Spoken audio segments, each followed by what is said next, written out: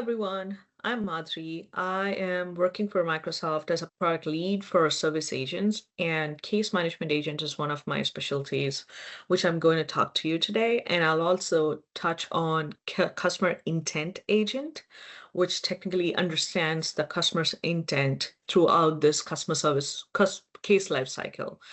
So let me just talk to you first about the case management agent, right? So the case lifecycle where it has multiple steps, which is it can be case creation, where you're technically creating the case through whatever the channel might be, email, chat, voice, social media channels, anything like that.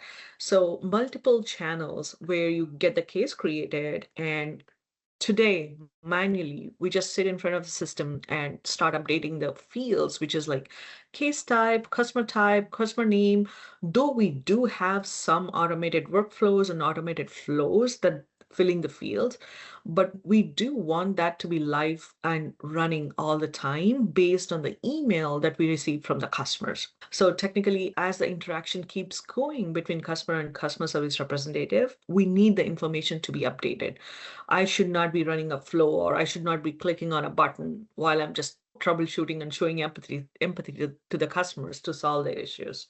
So what I'm doing now is I'm going to show you how the case enrichment works, which means what exactly I'm talking about, how the case is updated on every single interaction if we choose it to be, or at the end of the conversation before we hand it over for troubleshooting.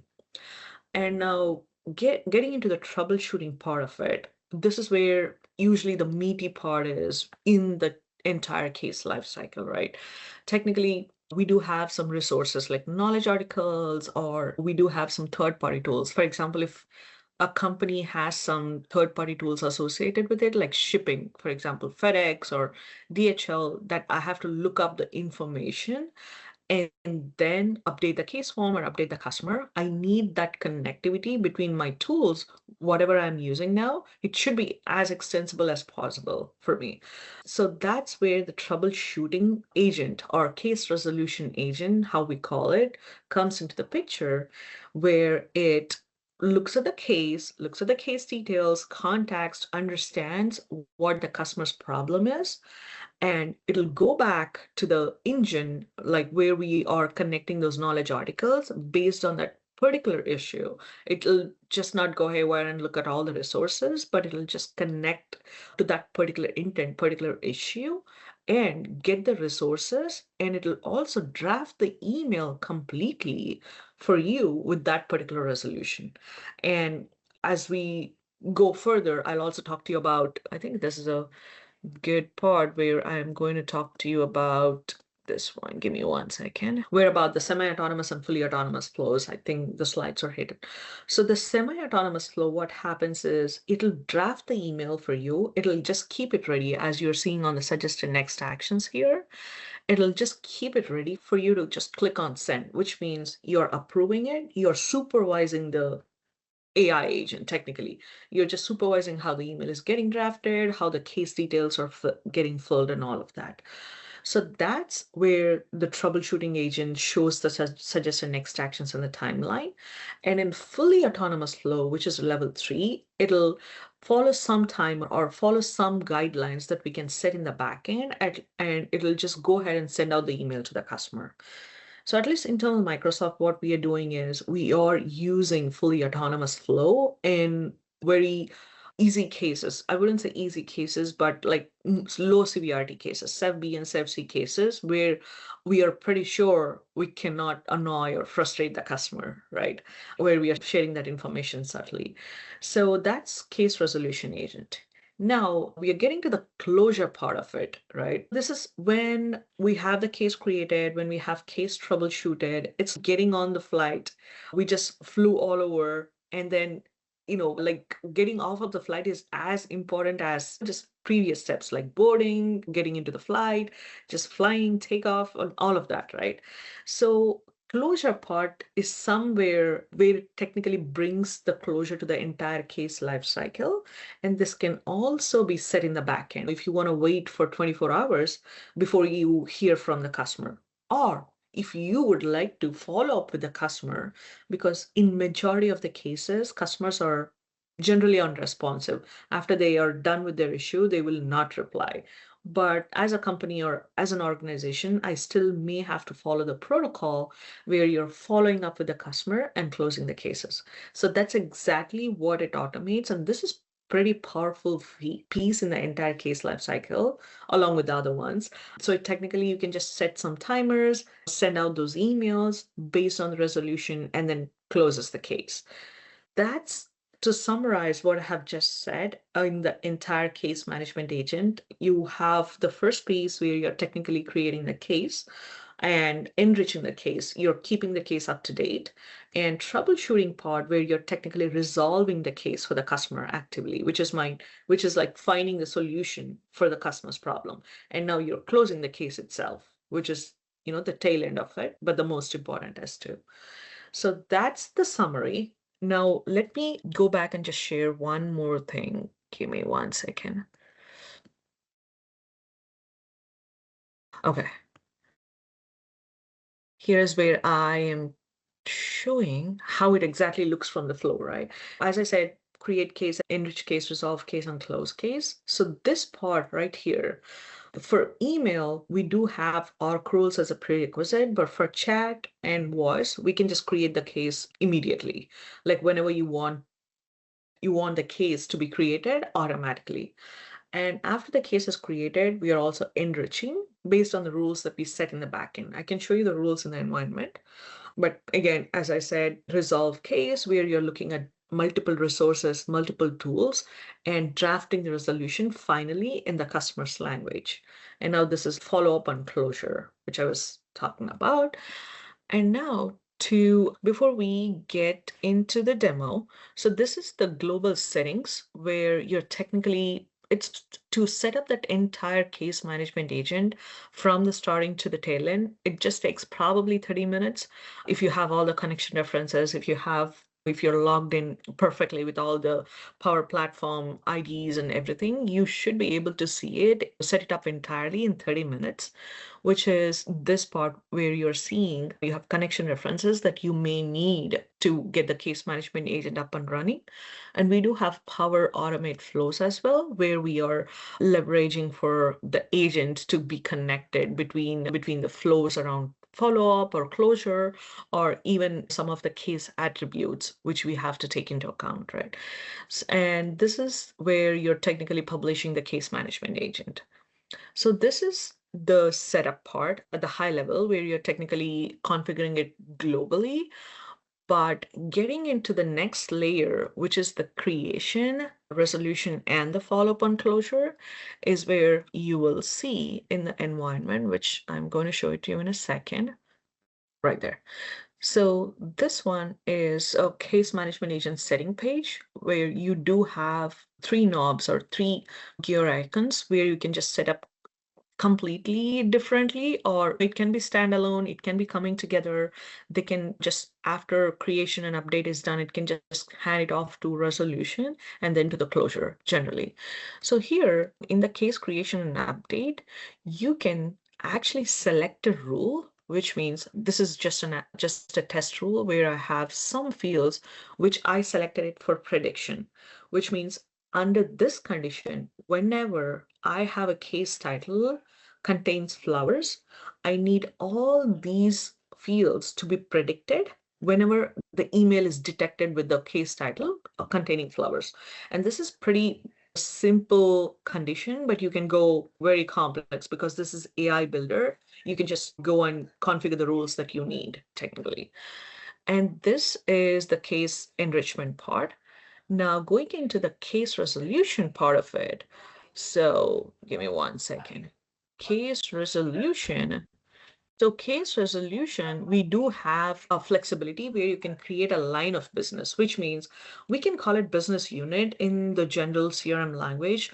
And in the case management agent, case resolution agents piece, you can create a line of business, which means for per department, you have different rules and different autonomy levels that are required, right?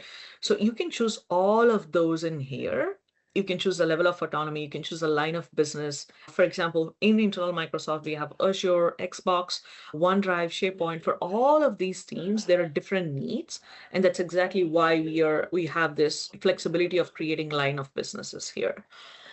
And after this is done, we do have the email template configuration as well, where you can choose if the email is getting drafted, if you want it to be in a specific format or a pattern or a tone that you need to maintain according to your organization standards, you can configure that here as well. Okay.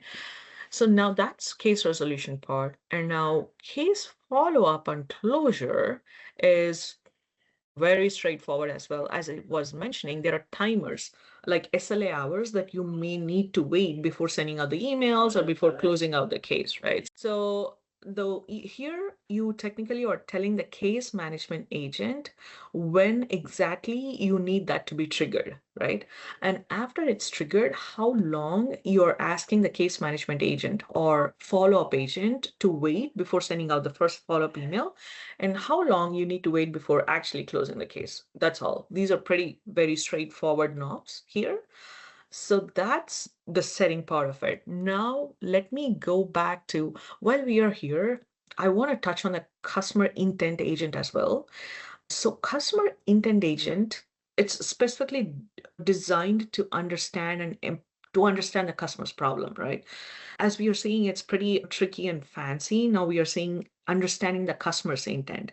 So to set that up, we may think there's a huge setup that we have to go through, which is not true. As you're seeing here in the intent part of it, so you can literally use the natural language and you can create your own intents, which means I have a few here, right? So for example, let me show you the one which I have seen a lot of times, which is password reset, right? So it can be as simple as password reset, or it can be as critical as this one, account security, concern regarding password reset, and all of that. Now, we cannot guarantee that customer will say exactly this words, right? There may be some things that they may be saying it differently in the email. So we have to capture all of those intents or all of those questions, all of the frustrations and sentiments regarding that particular problem. And this is the place where we give all those here, like synonyms. It can be anything like password reset or just change my account, the fix my account. Those kind of things will be said by customers also. So this is where you can just give a lot of attributes, which technically means the same. And while we were looking at the troubleshooting agent, which is resolution agent, we were also talking about it's getting the resources from knowledge articles or tools, connectors if you have, or third-party tools that you have existing. And custom AI agents, which is one of the most famous options that customers are using right now, which is they can create their own agent on Microsoft Copilot Studio and they can just connect it right here. So that's how this is exactly the place where you technically connect all those resources for intent or case resolution agent, which is using intent under the hood to look at all those resources and draft the email for you. So that's a customer intent agent. And you may also ask me what happens if the intent or if the email has something that we haven't created in the backend. For example, we have a list of intents and now we got an email from the customer and that that particular problem or that particular intent is not existing in our intent library. So that's where intent mining comes into the picture, where technically it'll learn and adapt, right? Like it's a learning loop where it technically looks at the email. If it's not existing, it'll start creating that particular intent and will wait for our approval to just create that and publish that. So that's the customer intent agent and case management agent settings here. Now I'll go to the front end and show you how exactly it looks. We are not deviating heavily from our current user experience because we want to keep it a little subtle for the customer service representatives, and we do not want the huge learning loop there or learning curve there. So that's why. And here, as you can see, The fields which you are seeing here, the description, for example, in the rule that I have set it up in the backend for case enrichment, the description was one of the fields I want case management agent, CMA, to predict. So as you can see here, once the case is created, you can see the description getting filled. And priority is one of my fields as well. And this field we need to talk about, which is AI agent status. So this is exactly where it becomes easy for supervisors or customer service representatives to track what case management agent is doing. If the case management agent is performing or acting on this particular case, it'll show different status, escalated or in progress, or I'm looking for solutions, or something like that. So there are different statuses where you can see. And escalated is a status where it looked at the resources and looked at the intent list, but it was not able to find the right solution. And that's where it says not to degrade the customer experience or do anything with the customer, do anything that annoys the customer. It technically escalates to the human representative or human agent, where it says, I have done everything I could, but I need your help here to take this case further. So that's the mechanism that we have built in the case management agent. And now you might also ask me, or we talked about this one, right, that suggested next actions, which we were talking about, how exactly it's suggesting that email that it has drafted for you. So this is the one where we are technically saying reply to customer. And all you have to do is you're just clicking on this button, which will land us in the email form. And this is human in the loop experience equals semi-autonomous experience. Human in the loop is semi-autonomous experience, which means the email is not going out automatically, but it's waiting for your approval, which means you just have to click on send or something like that. In this case, it's send. So this is the email that it has drafted, and I have the option, or I as a customer's representative, I have the option or flexibility to add my personal touch if I need to. If I have some personal connections with the customer and stuff like that, we can just add it there, all of that. And all you have to do is just click on send. And now, once going back to this particular case, once that email is sent, what happens usually is, give me 1 second while I go back to the case. Okay. So once that email is sent out, now let's imagine we have sent out that resolution, the customer is good, but we are not receiving any reply from the customer. So at this point, if you have configured the follow-ups, it'll prompt you to send out the follow-up email. But if you haven't configured any follow-ups, it just tells you you can just go ahead and close this case. And that card especially looks like this. If you see my deck here, this is the follow-up email that it'll show on the suggested next actions. And this is specifically related to the follow-up. Sorry, I didn't have that card in my live environment, but this is how it looks. And resolution card also will be surfaced in the same place, but the action is totally different. It'll be resolve case and not send next follow-up. So that's where we are ending the case lifecycle with case management agent. And just to talk about the numbers or the ROI that we have seen internally and that we have been told by the customers is the single email, to draft that email with all the information, relevant information, it takes anywhere from 2 to 3 minutes or 2 to 4 minutes. So we are saving technically approximately there are 4 to 5 emails in the case and the fields that we have to fill. So approximately we are saving 20 to 30 minutes per case.